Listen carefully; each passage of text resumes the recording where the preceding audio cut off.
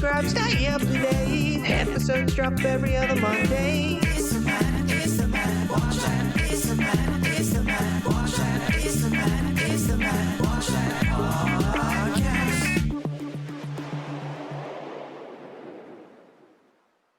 And welcome to the Matt Watch That podcast, the place for reviews, rants, and randomness. I'm your host, Matt Seroski, filmmaker, film fan. Each episode, I'm going to watch a movie or TV pilot that I probably should have seen but never got around to. It could be a recent favorite, critic's choice, or cult classic. To join in on the conversation, follow me on Twitter, Instagram, and Facebook at Matt Seroski. You can subscribe to my YouTube page where I'll post videos and clips from the show. If you have any opinions on what I've discussed or suggestions as to what I should see next, use the hashtag MattWatchThat on social. Before we start, I wanted to talk about my biggest movie pet peeve. It's called the prologue. It occurs at the beginning of a film, usually in a voiceover, and sometimes a title card, that basically explains the world that you're in. And what always annoys me about them is that 9 times out of 10, they're completely unnecessary. All of the information contained usually comes out in the film. So what's the purpose? Sometimes it's done as a budgetary constraint. If you're an independent movie, it's an easy way to establish what's going on without actually having to film it. But it's something I see even in the biggest blockbusters. Most recently, it was in Black Adam. They explain through voiceover and montages how he was a demigod and how he got his powers and yada yada yada. But all of that information could have easily been shown throughout the movie. They didn't need it. I'll give you another example from one of my favorite movies, Highlander. Right at the beginning, in red lettering, in Sean Connery's distinct voice. From the dawn we came, moving silently down through the centuries, living many secret lives. Struggling to reach the time of the gathering, when the few who remain will battle to the last. No one has ever known we were among you, until now. Outside of that awful Sean Connery impression, none of that information adds anything to the movie. And the fact is, when you watch it, all of that becomes revealed. So now the prologue has acted like a bit of a spoiler. It's taken away the mystery and suspense of what's going on. So a word of advice to all writers out there. Stop doing prologues. And if you really need to do it, ask yourself, what does this add? Because 9 times out of 10, it's nothing. On to the main attraction. Each review will end with a ranking out of 5 stars. 1 star is skip it, 2 stars watch at your own risk, 3 stars standard fare, 4 stars worth checking out, and 5 stars must see. Now, if I give a title 5 stars, it doesn't mean I'm comparing it to Casablanca, Jaws, or Seinfeld. I rank titles based on other movies or TV series in that genre and at that time period. So let's jump into it. On this episode of the podcast, I'll be reviewing Swamp Thing from 1982. It was written and directed by Wes Craven, whose credits include The Last House on the Left, The Hills Have Eyes, A Nightmare on Elm Street, The Serpent and the Rainbow, and Scream. Ray Wise stars as Dr. Alec Holland. He started his career playing the role of Jamie Rollins on the soap opera Love of Life. He would appear in TV movies and episodes of Charlie's Angels, Barnaby Jones, and Lou Grant. But his breakthrough would be his second feature-length film, Swamp Thing. He would bounce between appearances on TV shows with parts in the theater, where he won an Obie Award for The Tooth of Crime by Sam Shepard. His next big role would be as Leland Palmer in David Lynch's Twin Peaks. He's continued to have a successful working career, having appeared in Fresh Off the Boat, Fargo, Gilmore Girls, Agent Carter, and Mad Men. He also lent his voice to Commissioner Gordon in Batman: The Killing Joke, which I reviewed last season on the podcast.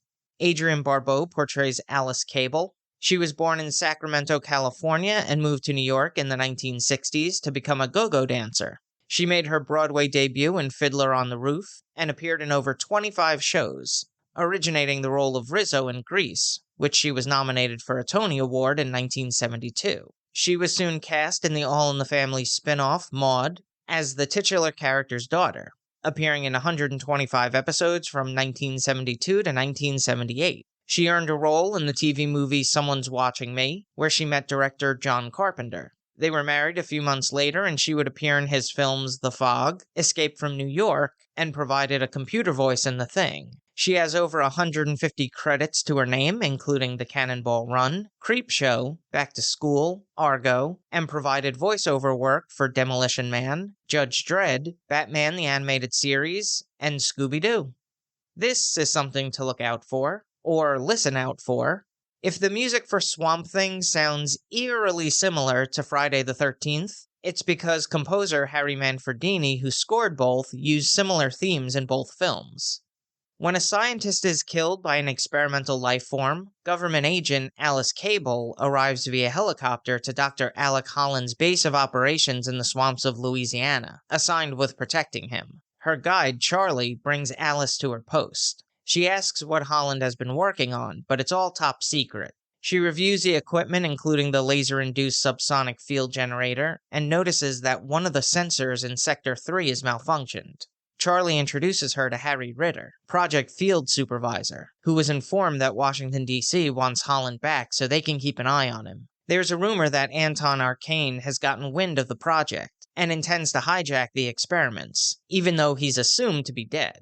Ritter brings Alice to a covert laboratory where she meets doctors Alec Holland and his sister Linda. He overhears her concerns about the faulty sensor, and they take a boat ride to check it out. When they discover that the sensor has been tampered with, they rush back to base with their findings. Charlie also has concerns as they lost contact with Ronnie, who was guarding that sector. They return to the laboratory where Holland has been working on a hybrid between plant cells and animal nucleus, in hopes to create vegetation that is able to adapt to all environmental conditions, so world hunger could be eradicated. Their latest experiment merging the fur of a Cooper's digger with a plant leads to explosive results. When under a microscope, the cells replicate like mad. Yes, that's the scientific evaluation. And Holland wants to put the solution on a plant. Cable asks, if it works on the plant the way it's expected to, what will it do to people? And what would happen if it got in the wrong hands? Here's a quote without context. A man who loves gives hostages to fortune. I wasn't sure that I would like Swamp Thing, because within 30 seconds it did my biggest movie pet peeve, the prologue, which was completely unnecessary, and it basically told you the story that we were about to see. But during the credits, it also had these odd transitions. They used a lot of wipes, which at that point was considered very old school editing, which I suppose gained some popularity because it was used in Star Wars constantly, released a few years earlier. But I just didn't like it. I would have rather seen just one shot of the swamp as the credits passed. But that's personal taste. I thought the acting was pretty good. I had seen Ray Wise in Twin Peaks, so I was familiar with his work, and I liked that he took the role seriously. You know, sometimes in comic books and superhero films, the dialogue is really cheesy, and if you don't have the right actor saying it, it comes off exactly like that. But Ray Wise did a great job being very convincing as a scientist, and all the gobbledygook he was saying sounded convincing. Adrienne Barbeau I've always enjoyed as an actor, seen her in all the Carpenter stuff. Her character came off as extremely intelligent. She was also resourceful. There were a couple of times where she had to escape from Arcane's men, and did so in convincing fashion. I really liked the environment. They made good use of the swamp. You could really feel the humidity there, and I'm glad none of the actors were dolled up. They actually looked like they were sweating and uncomfortable. Always adds to that realism. The special effects were special, I have to admit. At one point, it did look like Godzilla vs. Mothra, but by that point, you're invested in the movie, you know it's a little campy, so I think it works, but with a bigger budget, it probably could have been better. Now for a little trivial trivia. Wes Craven was unaware of the Swamp Thing story because growing up, he was forbidden from reading comic books.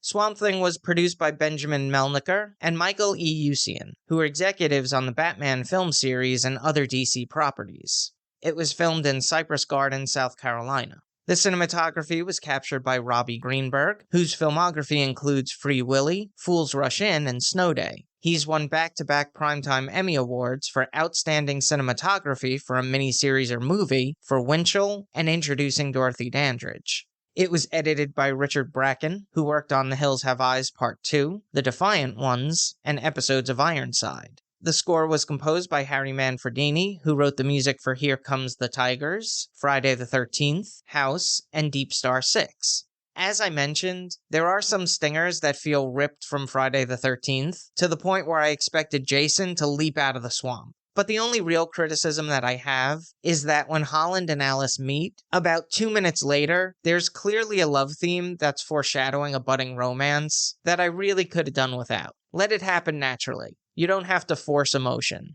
The runtime is 1 hour 31 minutes. It had a budget of $2.5 million. The popularity of the movie led to a revival in DC Comics with the saga of the Swamp Thing. A film sequel, The Return of the Swamp Thing, starring Heather Locklear, was released in 1989. A television series premiered on the USA Network a year later and ran for 3 seasons, 72 episodes. In 1991, an animated series lasted only 5 episodes. A series reboot debuted in 2019, but was canceled after 10 episodes. I give it 3 out of 5 stars. This is kinda down my alley because it is a B movie, it is a little campy, a little cheesy, so I might be feeling generous. I think most people would probably give it 2.5 stars, but if you like this stuff, add half a star. If you've seen Swamp Thing and have opinions on the movie, let me know what you think using the hashtag #MattWatchThat. Moving right along, I'm gonna post clips that I think people should watch. It could be movie trailers, music videos, interviews, or something completely random. Search for my YouTube page and there will be a playlist called Matt Watch That Playback. History was the only subject in school that I was in advanced placement. It continues to be the only topic that keeps my interest. On a Friday night, you can usually find me in a YouTube wormhole where I've spanned a couple of centuries from my desk chair. And I came across one that really intrigued me. 5 ancient mysteries we still haven't solved. Who was Zoroaster? Not much is known about the spiritual founder of Zoroastrianism, a religion that was practiced by Queen lead singer Freddie Mercury, and continues to be followed in areas of Iran and India, and is one of the oldest contiguous religions. Why did the Bronze Age collapse? In the year 1200 BCE, there were powerful empires on the Mediterranean and in Mesopotamia, and within 50 years, they were gone. Where is the tomb of Genghis Khan? He died in August of 1227, and a giant mausoleum was constructed in Mongolia, but he instructed that his burial have no markings or signs, so no one is sure of his final resting place. What was the fate of the 9th Legion?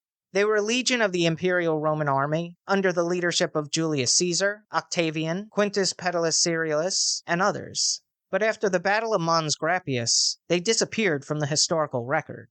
How were the Nazca lines created? In the Nazca Desert in South Peru, you can find lines made in the soil that form geometric shapes and zoomorphic designs, and recorded in 1553 by Pedro Cieza de Leon. But it wasn't until 1940 that the complexities were seen by Paul Kosick, when he flew over them in a plane. This video is available in the Matt Watch That Playback playlist on YouTube. Check it out. Now it's time for the recommendation. Yes, that's the word recommendation with Matt in the middle. I'm going to end each podcast with my own recommendation of a movie or TV series. Today I'm talking about Highlander, the series. Created by Peter S. Davis and William Panzer Productions, based on the movie Highlander, co-written by Gregory Wyden, Peter Bellwood, and Larry Ferguson. It tells the story of Duncan MacLeod, an immortal born in 1592 in the Highlands of Scotland. He lives a quiet life with his girlfriend Tessa, and owns an antique shop in Washington State. In the pilot episode, Connor MacLeod makes a cameo appearance to pass the torch. In the series timeline, at the conclusion of the film, he didn't win the prize, which consists of all the power from fallen immortals. He tries to convince Duncan to compete in the game, a one-on-one battle between immortals that ends when one beheads the other, and receives the quickening, absorbing their essence, their experience, and their power. In the first season, it's around the time of the gathering, where the remaining few feel an irresistible pull toward a faraway land to fight for the prize where there can be only one. It stars Adrian Paul as Duncan MacLeod, perfectly cast. He's got a great combination of martial arts skills and weapons training. He knows how to handle a katana and looks impressive doing it. Stan Kirsch portrays Richie Ryan, a young thief who tried to rob MacLeod's antique store and gets exposed to the world of immortals.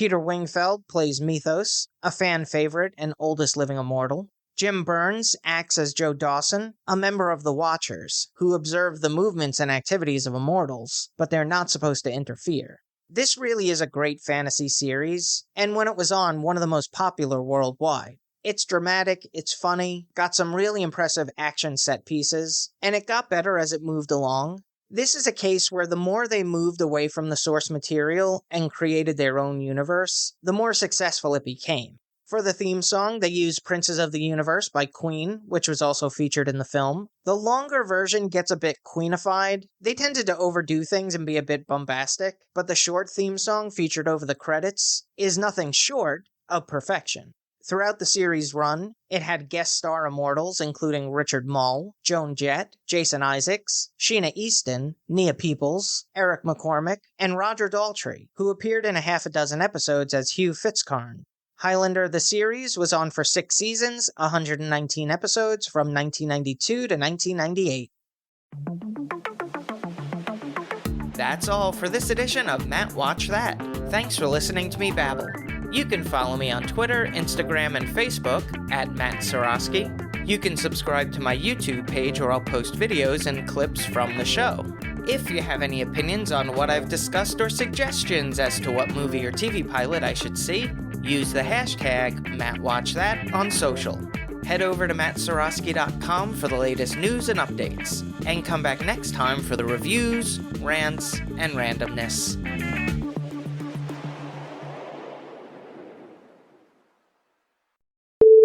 From the dawn of time we came, moving silently down through the centuries. I knew I couldn't one-take that. They were a legion of the Imperial Roman army, under the leadership of Julius Caesar, Octavian, Quintus Peristalsis, apparently. Quintus Peritilius Cerilius. A lot of sisses in there. Swamp Thing reminds me of Mossman from He-Man and the Masters of the Universe. Does anyone remember that? If you had the action figure, he actually smelled like pine. It's incredible. I miss those toys.